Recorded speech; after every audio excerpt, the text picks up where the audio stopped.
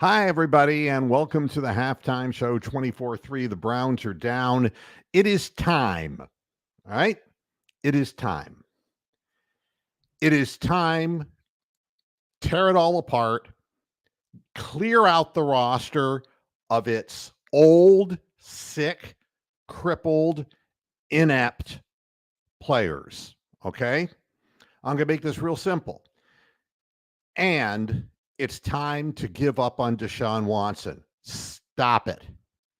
Let Jameis Winston play, because at least my eyes want to see what Jameis Winston would do with this horrible offense as opposed to Deshaun Watson, because it's apparent that Deshaun Watson can do nothing with this offense. And it's very well possible that Jameis Winston can't either. But I want to see that with my eyes. The team had an all-players meeting before this game, and they came out playing hard, and now they're defeated. You know, I would say that Martin Emerson's a much better player than what he's showing on the field. But one play in particular really makes me, this is the reason I want to tear it all down. I want to move Jim Schwartz out. I want to move the offensive line out. I want to just start over, just like the new Browns did in 2000, 99, 2000. And I'm being dead serious and not being overreactive. But the difference is you won't get a bunch of players who are third stringers from other teams like the 99, 2000 Browns did. What will happen, in essence, is that you are going to commit to a losing team for 3 years in order to build enough young talent and to at least be able to field a competitive football team, which you do not have right now. And Jose, the answer to the question is it's a combination of things, and it isn't just the one thing. It is the worst owner in the history of the Cleveland Browns who has allowed the team to get to this point where so many of the supposedly working pieces are unable physically to do what they used to do when they were in their primes. You look at the team, it's old, it's decrepit, it tires easily, and it gives up easily. The one play I was going to mention to you is you have a 4th down and 2, and the Browns on defense, and you've got Jaden Daniels at quarterback who goes back to pass. Now, who in the hell would tell Koromoa to take a straight line at a quarterback who can outrun him 150 out of 150 times? This is serious stuff. When players go rogue and start doing their own thing, it is time to replace the team's structure as far as its coaching, as far as its discipline is concerned. I would have sat Koromoa down. He may damn well be our best defensive player, but he went rogue, completely rogue, and allowed the quarterback to just tiptoe for a 1st down. If he doesn't do that, we force the quarterback to make a play. But unfortunately, that's not what's happening in any of this. Teams, another good example was the open field run by Eckler. I mean, what in the hell? You force a man to the sidelines. You don't allow yourself to get juked so he can cut back in the middle of the field. This is, the problem that we have are a bunch of players who are just going rogue, and they're going against all discipline. And it just doesn't make sense at all. Now, as far as Watson is concerned, in my eyes, he's finished. He's done. If he wants to go someplace else, that's fine. I don't want to see him on the field for the Cleveland Browns again because he can't see the field. He's not capable of playing anymore. And even if he was still capable of playing, he's not the quarterback that you need, predicated on the fact that you're running a shotgun for him all the time and the front line can't block and we have no running game. It doesn't make sense. When you start over from scratch, you have to start looking at what do we want to do and what do we want to bring in. The first thing you want to do is you want to fire your entire front office, the whole thing, and start from scratch. You've got to have people who are capable in drafting people who are the right kinds of players. Our front office has not been able to do that. That's the first thing. You get, and that includes Dee Podesta, that includes Andrew Berry, it includes the whole lot of them. Out they go. They've been ineffective. In the post-game show today, I'll be giving you specific examples from my business experience on why making hard decisions is so much better than making no decisions at all. And I'll explain it out after the game because I don't have time to do that at this moment. Kevin Stefanski is in the balance. What do you do as far as head coach is concerned? First, you have to have players and a concept that makes sense. And right now, the players haven't bought into anything that's happening on the field. And I would say that the head coach has lost the team. Whoever the fighting Stefanskis were, according to Joel Bitonio, clearly don't exist anymore. And they're out of options. They do let's have the all players meeting, players only meetings. And it's just not doing any good. These guys are not mentally into what they're doing. And I know, hi, Wiley, how you doing, my friend? That Vrabel is there. And but he would need to be a head coach. He would not be a defensive coordinator for the Browns. But I don't think in his right mind he would stay in Cleveland because he's witnessed the absolute haphazard nature of management in town.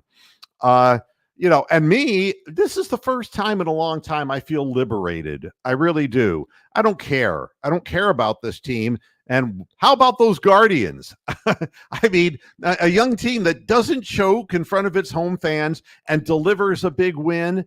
There's so much more to be said about people who attack a game from an assertive, positive perspective than these old men on the field that we have who are just shaking their heads and just, can't do it. This reminds me of what we were like when players were completely miffed by Romeo Crennel and miffed by Hugh Jackson. It's the same psychological thing that I'm seeing. You start over by getting rid of every one of the running backs. Deontay Foreman has a bad attitude. Pierre Strong is not an NFL running back. And Ford is not an NFL running back. And I don't care about the front line. We'll talk about that in 2 seconds. But none of these guys, if there was daylight, would be able to find it. As far as the offensive line, every single one of them must be gone. All right. Bitonio will retire at the end of the season. This I can guarantee you. But the other people, Pokic, these people, they need to go. They're not blocking. They're not doing anything. DeJuan Jones needs to be gone. They're just, and Conklin, who never made it to the game again, needs to be gone. And I don't care if we're 0-16, if we're building towards something that matters. Right now, what we're doing is we're responding to bad decisions by the owner of the team. And so we're in a corner saying, well, we got to play Deshaun Watson. Well, let me tell you something, folks. You don't have to play Deshaun Watson. You don't have to play any of these people. You don't have to. If you have strength and conviction, you don't have to do anything except what makes your team better. Yeah, and exactly. The talent isn't there. It's obvious. It goes far beyond the quarterback position. It is, we just don't have a qualified NFL team. We're not any good. So, and players underachieving is a real sign of that. When you start seeing, I mean, on the play that Denzel Ward was covering McLaurin, kind of, that ended up a near touchdown and then ended up in a touchdown. You're looking at somebody who's far better than this, and later in the game, drawing a beat on a ball and letting McLaurin cut in front of him and almost catch it for what should have been a sure interception. The Browns aren't fighting for position for the ball. They're not going for turnovers. They're playing careful football. not aggressive football. And that all starts at the top. They don't believe they can win. The coaches don't believe they can win. Stefanski will tell you that, oh, it's my fault, but he does nothing to change anything. And the owner won't do anything to change anything because he's making so much money. That's what it amounts to. And you know, this I don't believe, David. This is more likely. uh, Emerson is blown away emotionally, and the pressure that the players are putting on themselves, and they're doing stupid things, and that's what it is. The game started out doing exactly what I suggested they could, or should do, which was to confuse the rookie quarterback. But it gets to a point where it doesn't matter. You keep giving the ball back to the offense, and the offense can't even get a first down. Play Jameis Winston. What is he on the roster for God's sakes? I want to see at least if he tries to throw to another receiver besides Amari Cooper. I just want to see how he handles the same complete fire drill that is our offense and compare him to what Deshaun Watson is doing. So I could have a better idea. I mean, fuck the Browns and fuck whether they win or lose. I want a better idea as to what in the hell's the matter with everything. And it gives me an idea of how a quarterback sees something and how two different minds react. I would say that Deshaun Watson has hijacked the Browns offense. The team has just handed it over and saying, we're going to put you in shotgun every time. It's not in the best interest of Deshaun Watson. It's not in the best interest of the team. It's ineffective, just totally ineffective.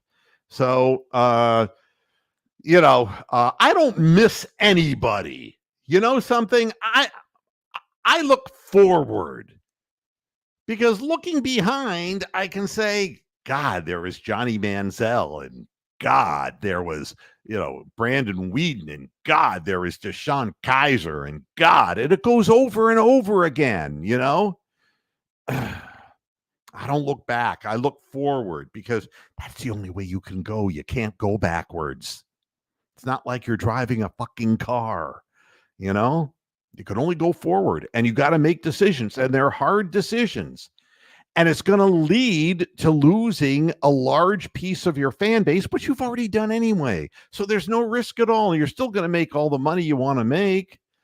It's the third quarter has already started. See, I get carried away, but I will be back after the game. And somebody come into the chat room and remind me to tell you the story about a decision that I made in business that changed my and the business fortunes of my company forever after. And then maybe you'll understand. I will see you after the game. Thanks for tuning in. And do come back. We had a great audience here for the halftime show. Please come back for the post-game show. I want to see you all. Thank you. Take care. Bye-bye.